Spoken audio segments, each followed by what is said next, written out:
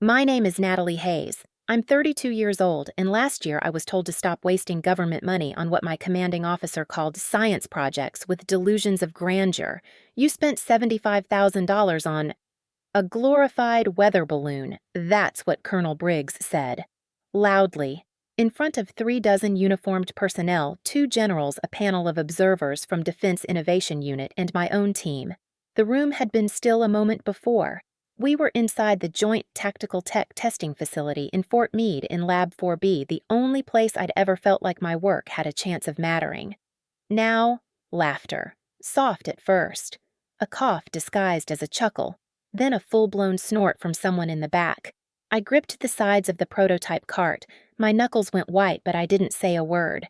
Because what could I say? I was wearing the wrong kind of uniform gray utility jacket, not combat. Glasses pushed up on my head like a nervous grad student.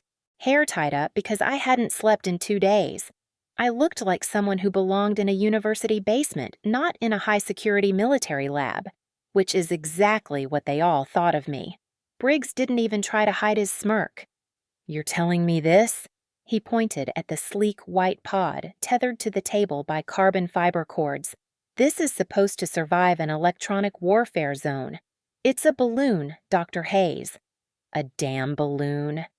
The part that stung wasn't the insult. I was used to that. It was how nobody said anything, not Lieutenant Park, who had reviewed every line of my encrypted signal relay protocol. Not Commander Dorsey, who had once told me, "If anyone cracks mobile long-range encryption, it's you." Not even my assistant Monroe, who just kept his head down and shifted in his seat. I swallowed. I felt the heat rising to my face, my chest tight, my mouth dry. I thought of Sergeant Bly, the man who died overseas last year because our comms blacked out in a dust storm, his outpost just 3 miles beyond signal reach. I remembered the email his sister had sent me thanking me for trying to fix what couldn't be fixed in time. And I thought about the 18 months I'd spent building this. The prototype Briggs had just humiliated me for was not a balloon.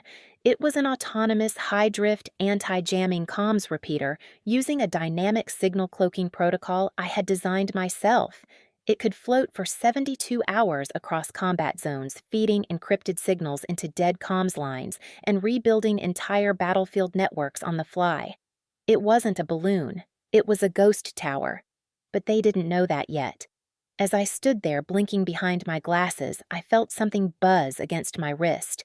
I looked down. My secure watch, set to only vibrate on command-level calls, was lighting up. One word: Pentagon. And just like that, I knew someone outside this room had finally seen me. They didn't know about the Black Ops field test that happened 2 weeks ago. I wasn't allowed to tell them.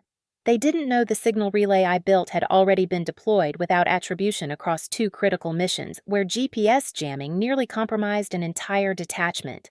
They didn't know that a certain undersecretary had flagged my invention as mission critical after a 1-line mention in an after-action report. But I knew. And that buzz on my wrist, that was the call I'd been waiting for. Not for glory, not even for validation. Just for someone with the authority to cut through the noise and say, "We want it. Now." Briggs moved on like it was nothing. "Strike this off the budget," he barked at Dorsey. "If anyone else wants to try out balloon tech, do it on your own damn dime."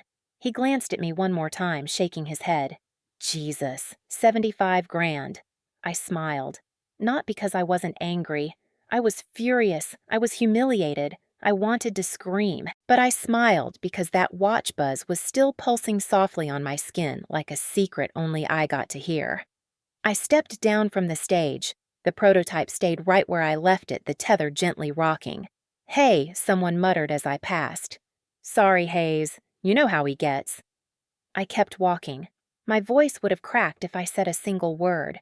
But in my head, I was already rewriting everything: the grant breakdowns, the materials sourcing the fail-safe software.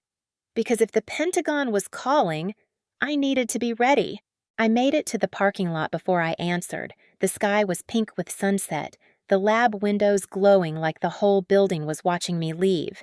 I opened my encrypted channel and took the call. Dr. Hayes, said the voice on the other end, clipped and professional. "We'd like to discuss your ghost tower relay. Can you be in DC tomorrow?" I inhaled slowly. Yes, sir. Your design has been flagged for Tier 1 review.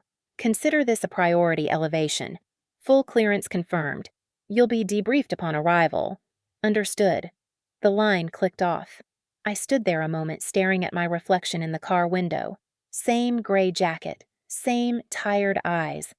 But something had shifted. The invention they laughed at. They were about to write a 7-figure implementation plan around it, and the man who mocked me in front of that room, he had no idea that I had just become his superior's top briefing. He'd buried me in a room full of grins and dismissals. But now I had something better than applause. I had momentum, and this time I wasn't asking anyone's permission. I didn't grow up dreaming of satellites or signal ghosts or outwitting military-grade encryption. Honestly, I just liked puzzles. As a kid in Denver, I was the weird girl in science club who took apart the microwave because I wanted to know how the beep knew the food was done. My mom panicked when I dismantled the alarm system in the garage. Dad just laughed and called me his little reverse engineer. I skipped a grade, then another. Graduated high school at 16 straight into MIT. I had the GPA, the scholarships, the laser focus. What I didn't have was a voice. Or maybe I just didn't know how to use it around people who saw me as a risk. At 24, I was the youngest systems engineer in a DARPA sublab testing swarm drone behavior using modified entropy curves I'd designed for fun in college. They called me a wonder kid to my face. But behind closed doors, it was always, "She's bright, but she's not leadership material.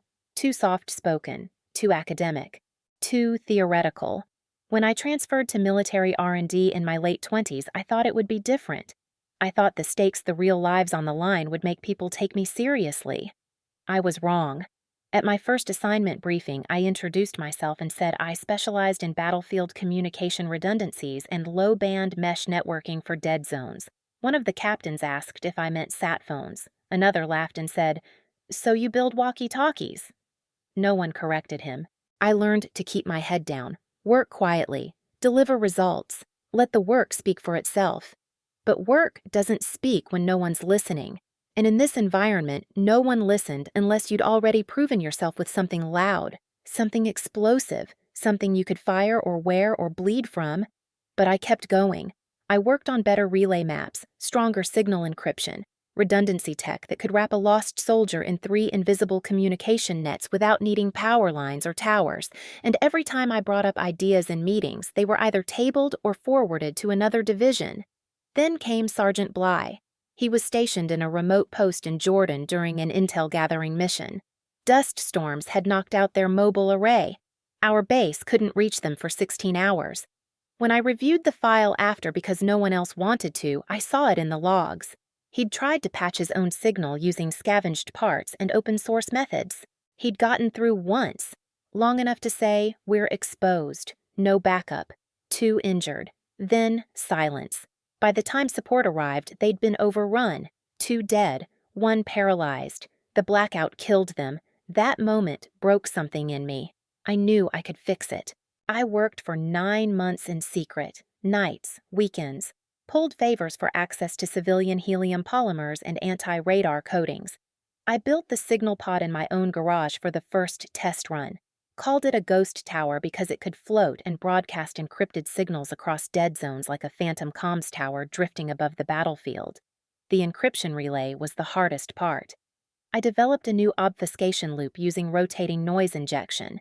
It didn't just mask the signal, it pretended to be interference. I pitched it up the chain. Briggs was the one who approved the initial $75K budget reluctantly. He said it was her sandbox to fail in. I tested the prototype 3 times in the Nevada desert. It worked. It sent a clean signal across 280 miles of interrupted terrain. The relay held even when we simulated EMP disruption. I sent the results. Got silence. Then suddenly an order. The prototype was to be field tested in a Black Ops exercise in Eastern Europe. My name was redacted from the test file. I wasn't told which unit was using it. I only knew they chose my tower over 3 other communication systems. It worked again, flawlessly, which should have been my moment. Instead, they buried it. I found out why a week later. The tech didn't look impressive. It looked like a balloon with a plastic brain. It didn't fire. It didn't scan. It didn't kill. To them, it wasn't warfighter sexy. I overheard Briggs telling another colonel she's smart, but not deployment smart, like I was a lab pet, useful for ideas, not real implementation. I wrote a memo, 20 pages of field validation and encryption strength reports. Attached the results from the black op test, which someone leaked back to me anonymously. Briggs didn't respond. 3 days later, he scheduled my project for internal review and then laughed me out of the room. That was the moment I knew they weren't going to hand it to me. Not recognition, not respect, not even credit. If I wanted to finish this, I'd have to do it alone. So I pulled every quiet favor I could. An old DARPA friend got me access to dual heat testing rigs. A retired Army tech in Arizona helped me source a fail-safe flotation backup. A woman I'd never met in a Pentagon hallway whispered, "Don't stop. Some of us are watching." I maxed out what was left of the grant, then dipped into my personal savings. $75,000. That's what the prototype cost in total. Every dollar a bet that one day someone would stop laughing and start listening. But I never imagined the moment would come in the middle of my own humiliation. Now, standing in that parking lot phone, still warm from the Pentagon call, I knew the balance had just shifted. They didn't see me coming, but they would. I arrived in D.C. the next morning, running on 4 hours of sleep and 2 cups of bitter coffee. The drive from Fort Meade to Arlington was familiar, gray concrete walls, traffic in tight lanes, headlights like pale veins against the windshield. But this time I wasn't driving in defeat. I was driving into a war of a different kind. The call from the Pentagon hadn't included names, just a location, a time, and a code to access the secure facility. When I arrived at the building, the security scan took twice as long. The guards checked my clearance, rechecked my badge, then asked me to wait. The moment the steel door hissed open, I felt it. This wasn't just a meeting. It was an audition. The room was surprisingly quiet. Fluorescent lights, a sleek black conference table, 6 people in uniform, 2 in suits. One of the men nodded at me, gesturing for me to sit. He introduced himself only as Director Lindell. No rank, no title, but everyone deferred to him. He got straight to the point. "We reviewed your prototype's performance during Operation Glint Echo. You weren't listed in the briefing." "Why?" My heart skipped. "I wasn't told it was being used, sir. I submitted it for consideration, but I didn't receive confirmation." Lindell tapped a finger on the table. "It outperformed expectations." I nodded. "Yes, sir. It did more than that. It saved an entire battalion from a signal blackout during an unanticipated incursion. We triangulated their extraction using your ghost tower." He leaned forward. "Why was this shelved?" I hesitated. "You'd have to ask Colonel Briggs." He raised an eyebrow, then smiled slightly. "We already did." There was a beat of silence. A kind of stillness that told me this wasn't just a meeting, it was a quiet indictment. Of him, of the system, and of everyone who let it happen. They offered me a classified directive on the spot. I was to begin working directly with an independent implementation unit within Defense Innovation, no longer reporting to Briggs' division. And then came the surprise. "I want a team," I said. Lindell nodded. "Choose who you need." I blinked. "Anyone. Anyone who isn't afraid of building what others think is impossible." That afternoon, back at my assigned desk, I began organizing data in confidential personnel files. I didn't celebrate. I didn't call anyone. Instead, I logged into the secure archive to download my own design files, schematics testing logs, encryption libraries. That's when I saw it. Access LT Monroe, date. 3 days ago. File copied encrypted relay architecture, V2.7 Destination Communications R&D West Command. I froze. Monroe, my assistant, the only person I'd trusted with the raw relay code. He told me he believed in the project. Said he wanted to build with me, not for me. I had pulled him into the project when no one else gave him a shot, and he had stolen from me. Or worse, sold it. I opened the internal network and traced the change. The file had been slightly modified, rebranded under a new trial label, Project HelioNet. I felt like the air was being sucked from the room. They weren't just dismissing my idea now, they were hijacking it. I confronted Monroe 2 hours later. He was sitting in a shared lab typing casually like nothing had happened. Why, I asked, voice low. He jumped. Dr. Hayes. Hey, I didn't expect. Why did you copy my file and hand it to West Command? He stammered. I didn't hand it over. I just shared it up the chain. It's still your work. I was trying to get it seen by more people, without my name on it. He looked down. They said it would get buried again. I just thought if we rebranded it, if someone else championed it, maybe it'd have a better shot. I stared at him. You thought if someone else had my idea, it would finally matter. He didn't answer, and that was answer enough. Later that night, I got the official notice my access to my own prototype's field variant was temporarily restricted pending review of overlapping claims from other R&D divisions. My invention had become a tug of war. The difference was no one expected me to fight back. They still thought I was that quiet girl in the lab coat, the one who flinched when a colonel raised his voice. They didn't know I now had full Pentagon clearance. They didn't know I was already 10 steps ahead. I went home and cried in the shower. Not out of sadness, out of exhaustion, out of the bitterness of watching betrayal wear a familiar face, out of the knowledge that even when you win, people will still try to take it from you. But once the tears stopped, I dressed in silence, dried my hair, and walked to my garage. In the far corner where the lights flickered dimly sat the original Ghost Tower prototype, half taken apart after the humiliation, coils exposed, fiber casing unwrapped. I ran a hand along its frame. You're not done, I whispered, and neither was I. They had taken my name. They had mocked my pitch. They had buried my work. But what they didn't realize, what they never bothered to understand, was that my power had never been in approval. It was in the design, and I still had the most important piece. The relay core chip, my encryption brain, the thing they hadn't been able to replicate without me. Still safe, still untraceable, still mine. I picked it up from my toolbox, held it to the light. It glinted cold and brilliant. That was the moment I decided. The next morning, I called in sick for the first time in 4 years. Not because I was sick, not physically, but because I couldn't face the building. Not after what Monroe did. Not after seeing my own invention stripped of its name, rebranded like I had never existed.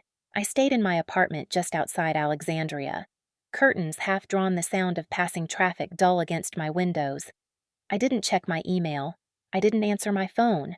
I sat at my kitchen table in a worn t-shirt, barefoot, staring at the chip, the core relay of the original Ghost Tower, turning it between my fingers like a coin. It was small, no bigger than a matchbox. This tiny thing had lived in war zones, in sandstorms, in jammers and blackouts and signal vacuums. It had saved lives. But to the system it wasn't enough, not without the right name behind it. And mine had always been the wrong one. I pulled out a box I hadn't opened in years. Inside were the original blueprints, hand-drawn schematics, a notebook with circles around the word fog spine, which had been my first code name for the prototype. Underneath it all, the casualty report from Sergeant Bly's mission. I read it again, slowly. Signal failure confirmed at 1948 local. Enemy contact at 1951. Support unreachable. Extraction failed. That 3-minute gap had burned a hole into my chest ever since. Bly had been 28. He was trying to build his own backup system when the blackout happened. I had been building the Ghost Tower for him, for everyone like him. And now it was in the hands of the same people who had laughed me off a stage, who had sat in that room and watched me shrink and said nothing. I felt hollow, not defeated, not broken, just unseen. At some point, I moved to the couch. The sun dropped below the horizon. Streetlights clicked on outside. I didn't notice until the room dimmed around me. That's when the phone buzzed. It was a secure line. My stomach tightened. I answered. Dr. Hayes said, a voice I didn't recognize. Calm, measured, male. We need you to come in tomorrow. Quietly. Who is this internal intelligence liaison? Office of Special Technology Management. We're aware of what's happening with Project HelioNet. I sat up. How aware there was a pause. Let's just say, we know it's yours, and we know they're trying to take it from you. I blinked. My heart thudded once hard. Why are you telling me this? Because there are people above the command chain who want the real architect at the helm, not just a stolen shell. I stood slowly, still gripping the phone. And if I say no, then we watch your tech become diluted, corrupted, and ultimately shelved. And if I say yes, there was a pause. Then you get it back. On your terms. The next morning, I walked into the OSTM building with a new badge and a new directive. They gave me a temporary office secure access and 3 encrypted hard drives containing recent activity logs around Project HelioNet. I spent 6 hours tracing every fork in the codebase, every edit, every variable name change. They hadn't even tried to hide the theft well.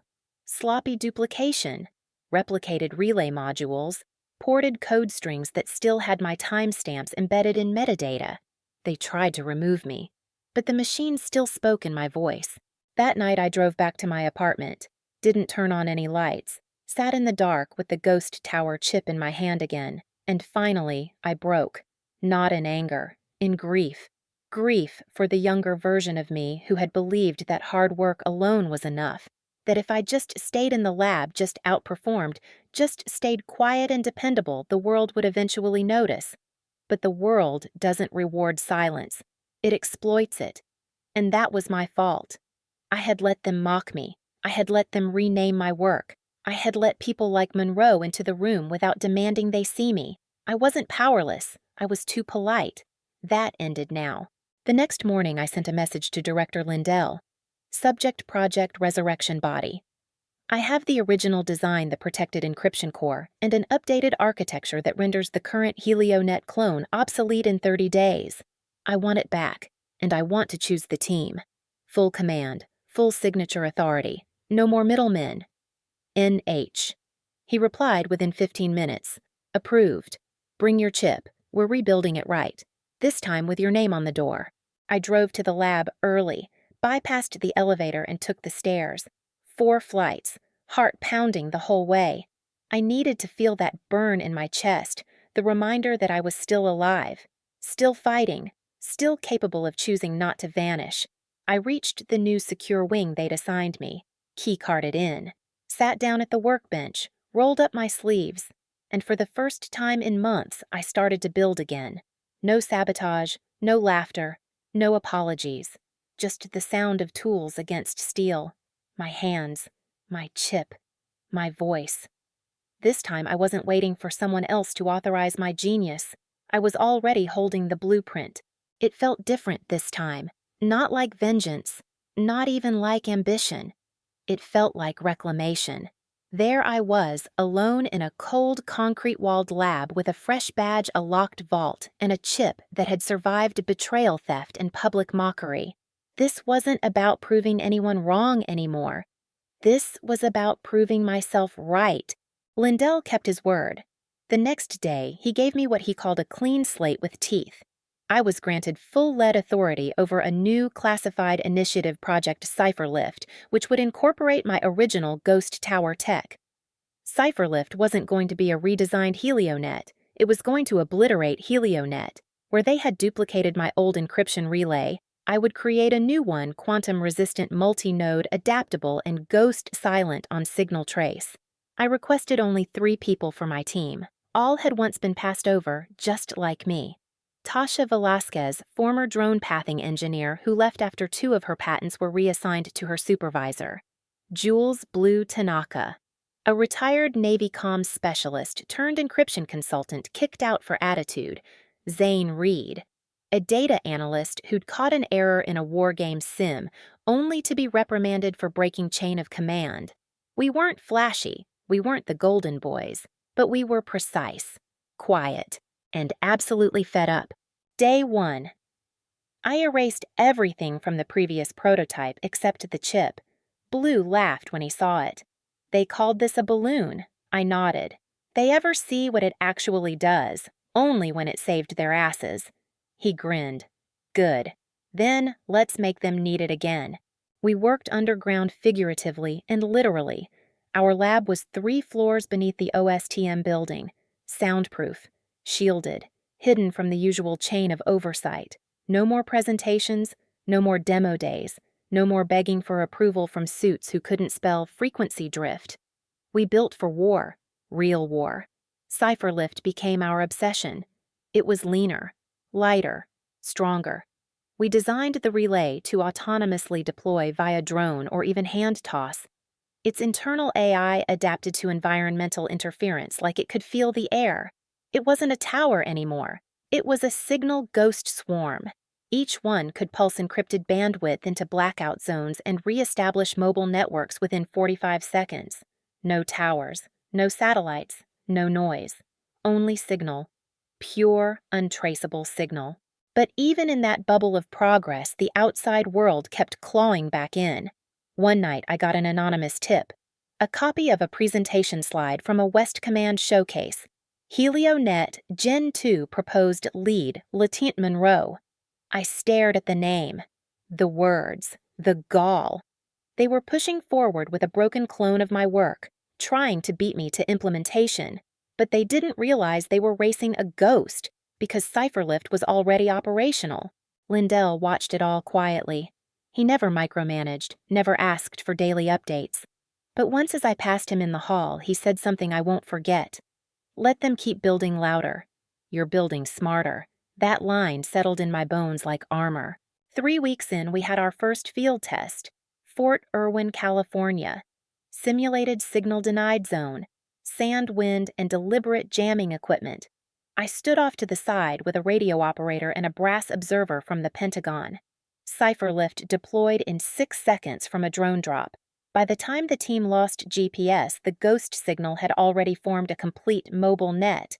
They didn't even realize they were cut off, because Cypherlift had already replaced the backbone. Encrypted, clean, seamless. The observer turned to me. You're telling me this ran independently. No satellite relay. I nodded. And signal trace was what 5%.3, I said. He let out a low whistle. Christ. That was the first time I let myself feel it. Not validation, not revenge, just rightness. A week later, Lindell called a meeting. Cypherlift is being submitted to the Pentagon for Tier 1 designation, he said. High priority tech, frontline deployment. Congressional notice is probable. I nodded. I want you to present it, he continued. In person, classified showroom, Arlington facility. You'll be introduced as lead developer. I blinked. My throat tightened. Briggs will be there, he added. I met his eyes. Good. I spent the next 2 days preparing. Not the slides, those were simple. Cypherlift spoke for itself. But myself, my posture, my voice, my resolve. I wasn't just walking back into the lion's den.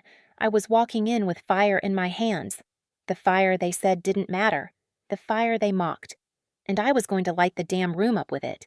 The night before the showcase, I walked into the lab one last time. Everyone else had gone home. I stood before the final version of Cypherlift. It didn't look like much, just a sleek black pod with matte carbon panels and blue pulse lights. But I knew what it could do. What I had done. I placed the original Ghost Tower chip beside it, the beginning and the future. Me then, me now. I whispered to both you made it. And so did I. The Pentagon showroom wasn't a stage. It wasn't a conference room. It was a vault, a place where defense dreams were either anointed or erased. You don't pitch here. You present like a surgeon, precise, clean, unshaking. I arrived 10 minutes early. Cypherlift was already on display, docked in a neutral pedestal unit with LED halos built into the floor. No banners, no buzzwords, just the machine. Let them underestimate it again, I thought. Let them squint and smirk and say, this looks like a prop. It would make the silence after the first demo even louder. I smoothed my jacket, civilian-cut dark navy, no insignia, no flashy scarf. I didn't want anything on me that they could discredit. The name tag read simply, Dr. Natalie Hayes, Lead Developer Cypherlift. The door opened. My throat tightened. The first face I saw Colonel Briggs. He looked thinner, older, still held himself like a man born inside command. Still had that lean, squared-off posture like his body was a checklist. His eyes scanned the room, paused when they landed on me. There was no immediate recognition, just polite detachment, then confusion, then realization. That flicker of disbelief in his face was worth more than any medal I'd ever been denied. He adjusted his collar, said nothing, sat in the front row. A Pentagon official cleared his throat and nodded. "Dr. Hayes, the floor is yours." I stepped forward. No slides, no introductions, just the prototype and a laser pointer I wouldn't use. Cypherlift is an autonomous battlefield signal restoration system I began steady as glass. It uses encrypted frequency drift AI adaptable masking and active null routing to restore mobile networks within signal-denied zones without satellite assistance. Someone in the second row raised a brow. The system was built as a response to Operation Glint Echo, where traditional comms failed, nearly compromising over 70 personnel. Our test deployments show 99.7% uptime with zero detectable trace on enemy surveillance systems. I clicked a controller. The screen behind me flickered to field footage, ghost pods drifting on microjets above valleys, signals flaring across dead zones. Soldiers unaware they were even out of contact because Cypherlift was already talking for them. Then came the proof. "Watch the timestamp," I said. 3 seconds of silence in the clip. Then ping. Encrypted, clean, anonymous, no trace. And then extraction successful. The room stilled. A general leaned back. "That's faster than our satellite patch routes." Another official murmured. "And quieter." No one moved. Then came the question I knew someone would ask. A man in a crisp blue uniform, Air Force Likely Signals Command, nodded toward me. "Who authored the relay logic?" I met his eyes. I did. His brows raised. "Alone. With 3 support engineers for submodules, but yes, encryption and architecture are mine." Briggs shifted in his seat. I could feel his jaw tightening across the room. Then came the final click. I turned to the final slide. No text, just the side-by-side HelioNet's failure logs, Cypherlift's efficiency chart. "Gentlemen," I said quietly, "you're looking at the difference between a clone and the original." No one said a word. Then a man in a dark gray suit, clearly higher than the rest, folded his hands. "This tech has been flagged for immediate Tier 1 implementation," he said, voice measured. "Cypherlift will be the official communications redundancy system for all blackout-prone deployments starting next fiscal quarter." He turned to me.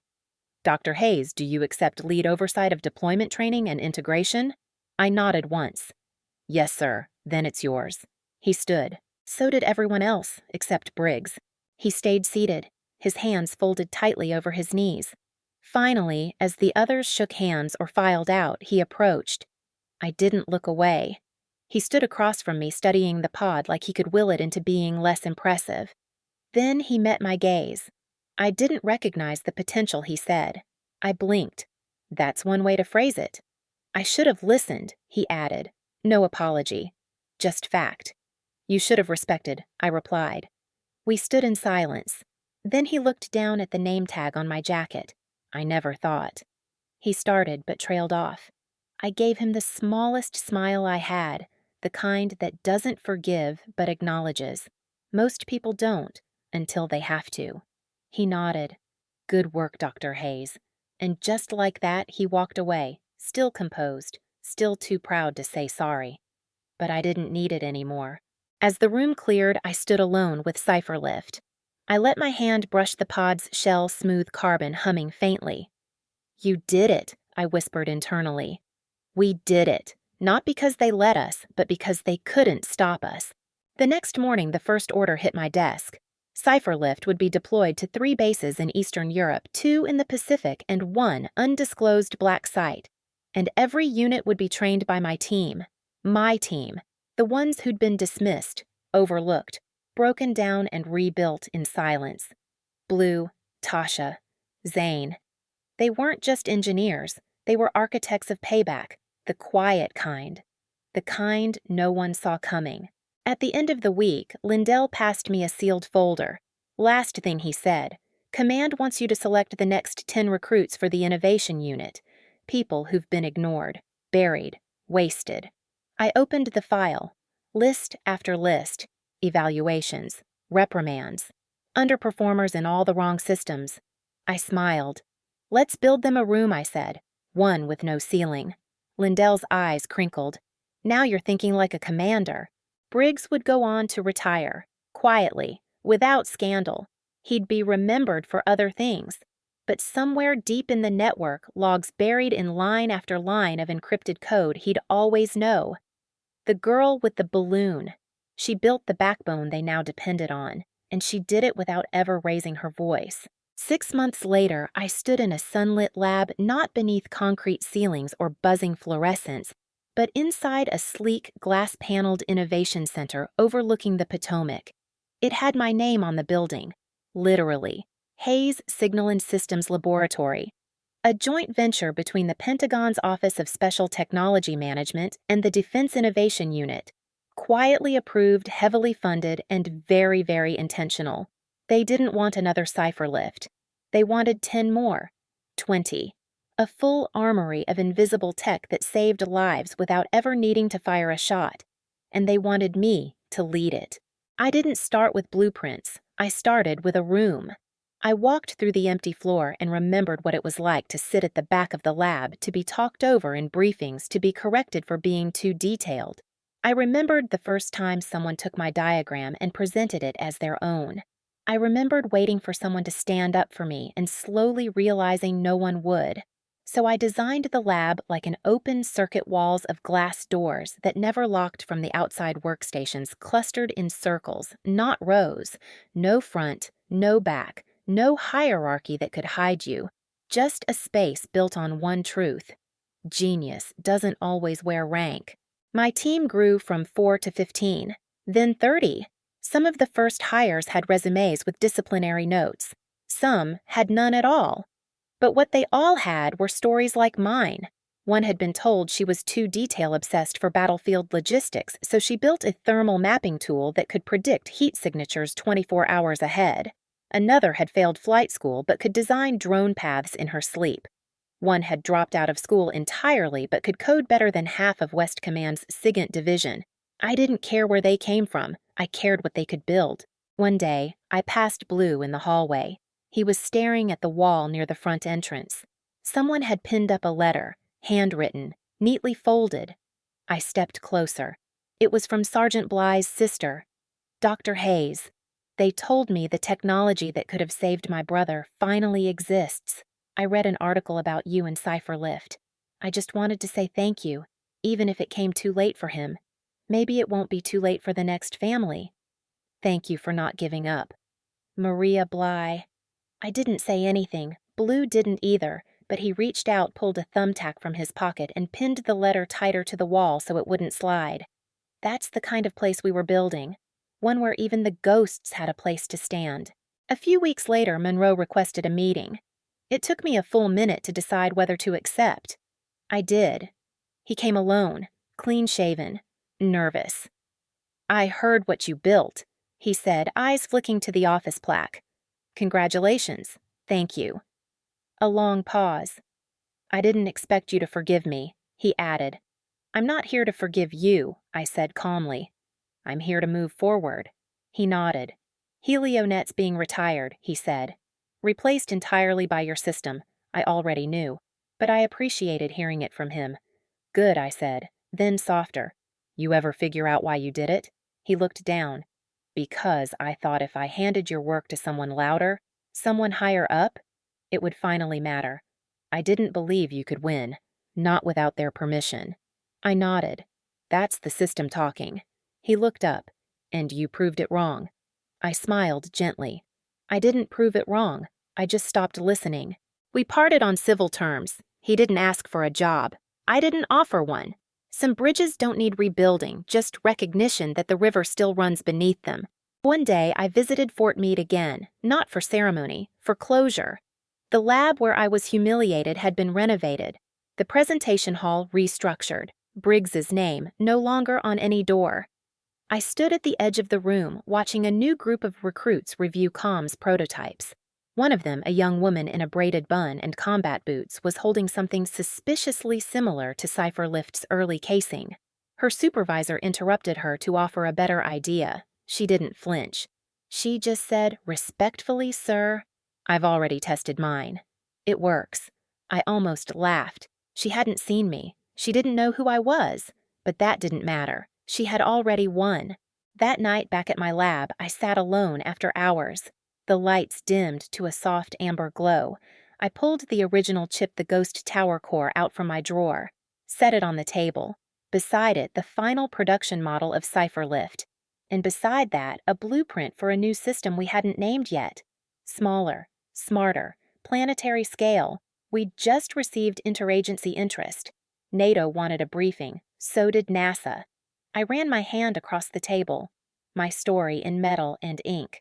No father to toast me. No commander to praise me. No press waiting outside. Just silence. The kind that held peace, not erasure. I whispered something I'd never allowed myself to say before you did it. You changed the rules, not to be famous, not to be right, just to make sure no one else had to bleed for someone else's blind spot. So if you're watching this or listening or reading or doubting yourself in a world that keeps asking you to be louder, simpler, easier to package, remember this: they mocked my invention, laughed at my voice, dismissed my purpose, tried to erase my name. Now they use my technology to save lives. Now they build labs in my name. And now they ask me for permission. Because quiet doesn't mean weak. It means waiting for the right moment to speak and never backing down once you do.